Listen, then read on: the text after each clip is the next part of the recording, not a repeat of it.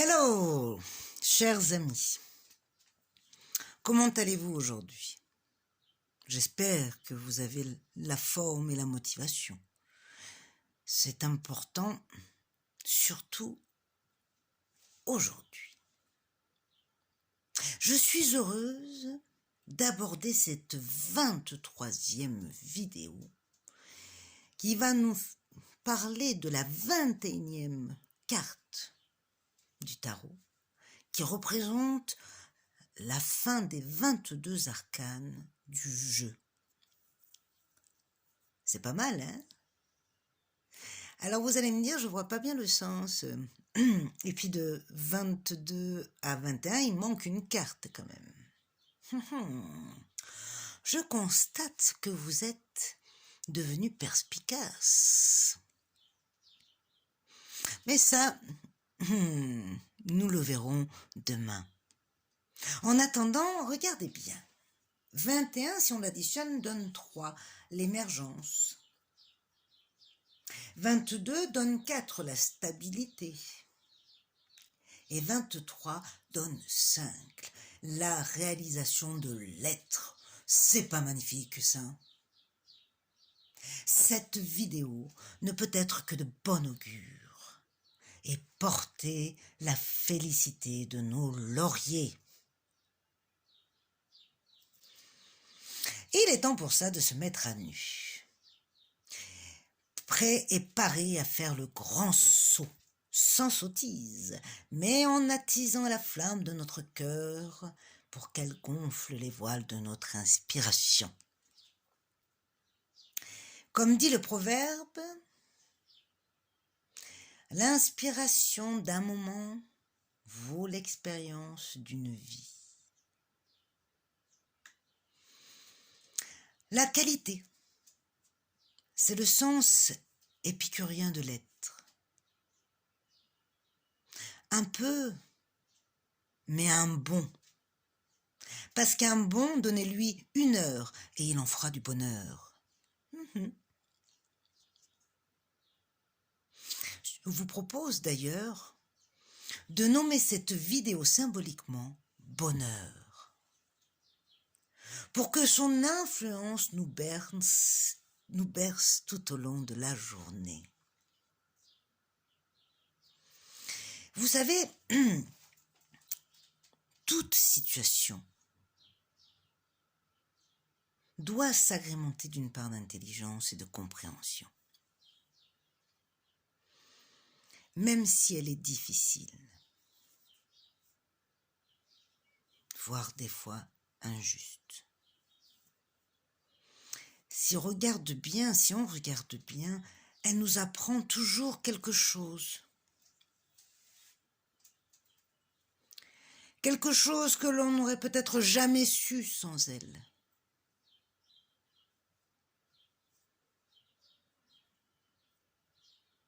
En prenant de la hauteur, on voit les choses différemment.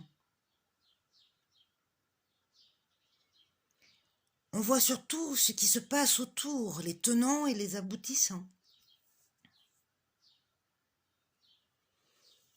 Et ça nous aide à nous rendre plus légers, plus libres.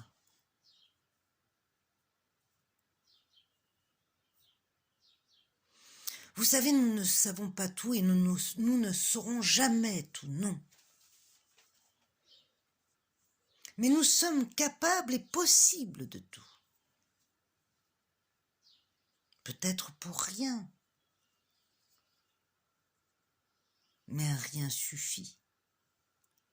C'est déjà bien. Un rien se multiplie. C'est notre pain quotidien. Parce que le petit poisson tourne dans son bocal, notre fort intérieur, et nous développons nos capacités, nos actions. En commençant, bien évidemment, par notre petit travail d'introspection. Allez, installez-vous confortablement si ce n'est pas déjà fait et respirez profondément.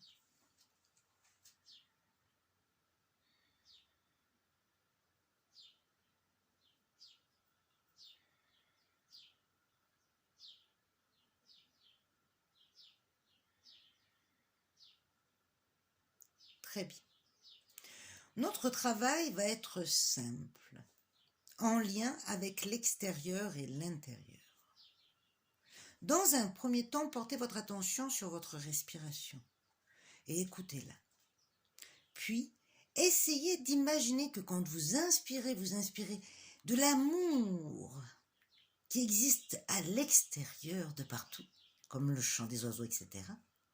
Et que quand vous soufflez tout l'amour que vous avez dans votre cœur et que vous avez envie, je dis bien que vous avez envie de donner.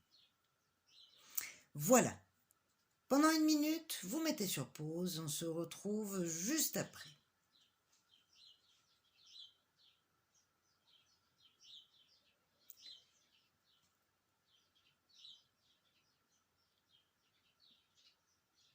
Si chacun respirait de cette manière, on pourrait, j'en suis certaine, multiplier beaucoup de bonnes choses dans la vie. On pourrait même peut-être changer le monde. Mais en parlant de ça, il y a des choses qui ne changent pas. Je veux parler de la carte du jour. Il ne faut pas s'en faire tout un monde d'ailleurs.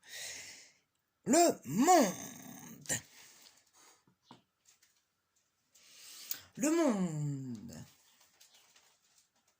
renvoie à la création, la vie, à tout ce qui existe. La terre, l'être, et également la vie.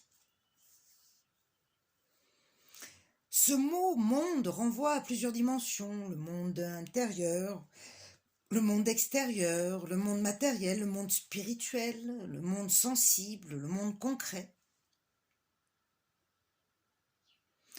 Même sur Terre, il existe une pluralité de mondes,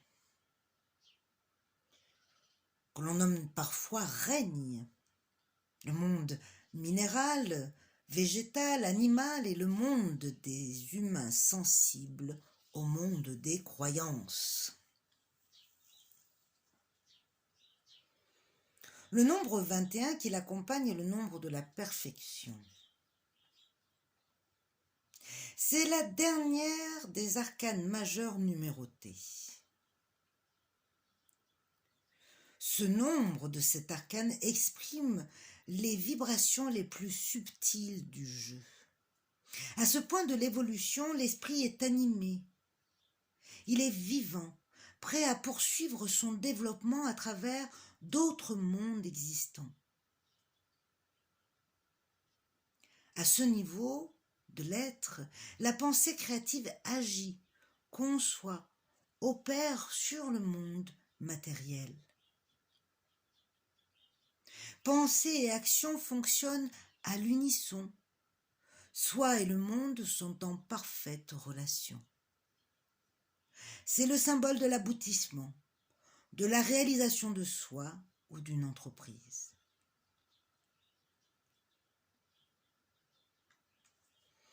L'image que représente cet arcane est un peu originale. Le dessin représente une femme nue entourée de lauriers et dans les 4 coins, 3 animaux et un ange. Je vous la rapproche.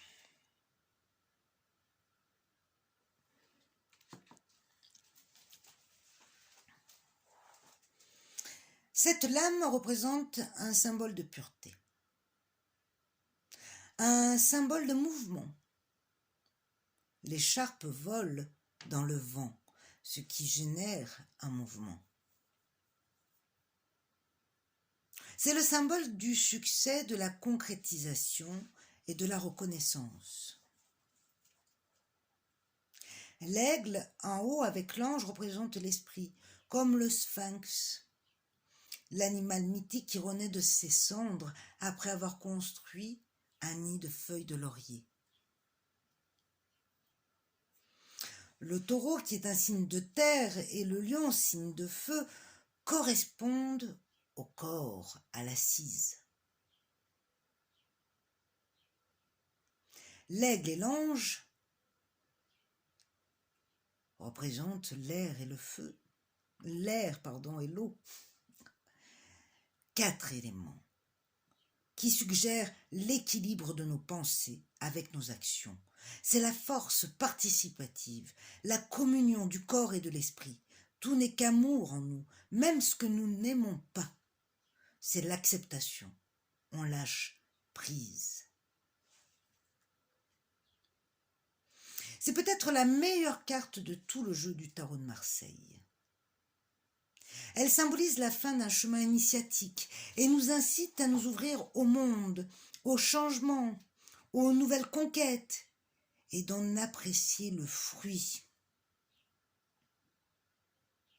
La pomme nous nourrit de sa connaissance et même si elle a des pépins, elle nous fait découvrir l'expérience et nous donne un sens. Et sans que l'on s'en rende compte, elle nous rend vivants. C'est la clé, l'accomplissement de la compréhension. Le monde présage des devenirs radieux à celui qui comprend les obstacles comme des garanties de réussite, dont il doit s'affranchir pour grandir. Tout n'est qu'expérience qui nous enrichit et s'accorde à une félicité non ostentatrice, mais bien méritée. Nous devons aller de l'avant, à la quête d'autres possibles qui nous feront découvrir d'autres versions de nous-mêmes. Il n'y a pas d'aspect négatif dans cette carte. Le chemin est fait. Que l'on croque la vie à pleines dents ou que l'on soit plus prudent, il n'existe pas de bonne méthode, mais des millions. Tout est causal, vous savez, cause, effet, c'est tout. La vie est un mouvement, une respiration, qui prend et qui donne, en aimant mais sans jamais s'attacher, car elle sait qu'elle est responsable de cette ventilation et que nous pourrions ne pas vivre sans elle. C'est à nous de reconnaître le souffle qui est en nous et qui nous insuffle les choix que nous faisons.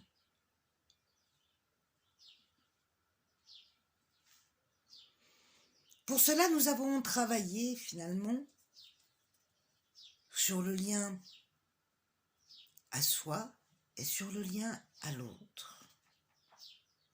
Nous avons compris que nous n'étions pas forcément dans la bonne analyse, dans la bonne réceptivité.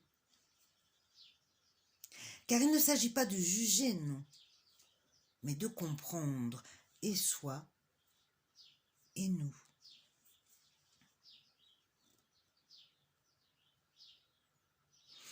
Vous avez noté ce que vous souhaitez réaliser dans le devenir.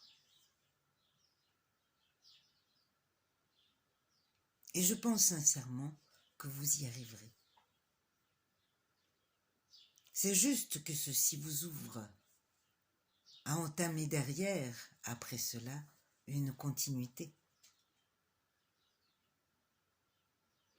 Et qu'il vous faut expérimenter et analyser votre manière d'anticiper les choses. C'est pour ça que je vais vous proposer de fusionner notre exercice du jour avec la couleur et le défi de demain.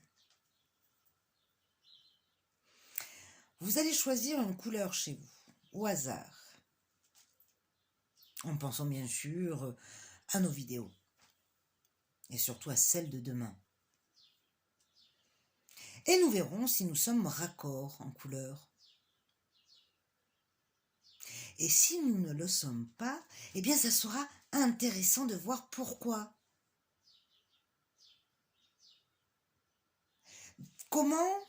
Quelle interprétation nous allons lui donner et en faire. D'abord, comment nous allons vivre le fait de ne pas être en raccord avec la même couleur, le vivre comme un échec, Non, surtout pas. Vous savez que tout est une vérité et une question d'interprétation. Il ne s'agit pas de donner la bonne réponse, mais de comprendre sa réponse, parce qu'elle aura toujours un sens.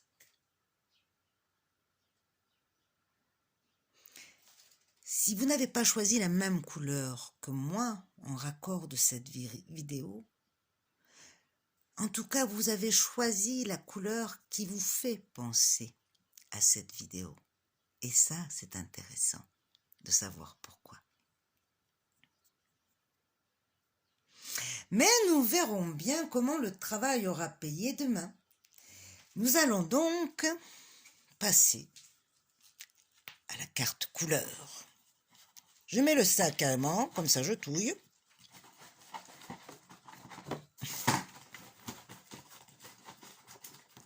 Et je chope une couleur devant vos yeux.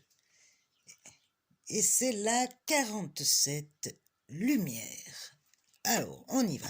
On la pose et on va voir si on est raccord ou pas. Alors, 47.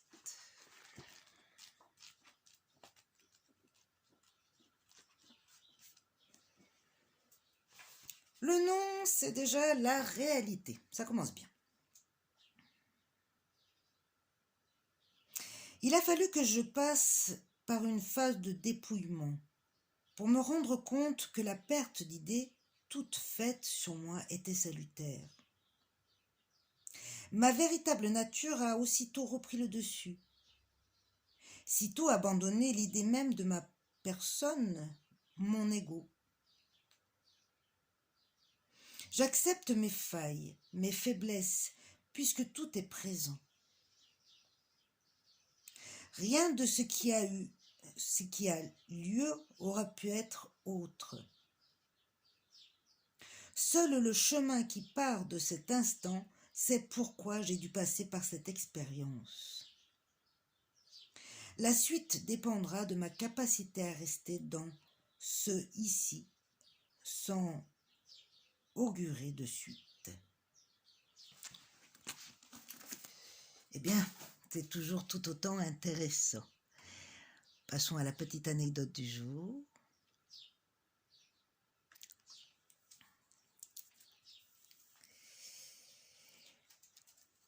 L'habit ne fait pas le moine, dit-on. Mais pourtant, elle le traduit. Je vous souhaite une belle journée. Je vous dis à demain. Et en attendant, portez-vous bien.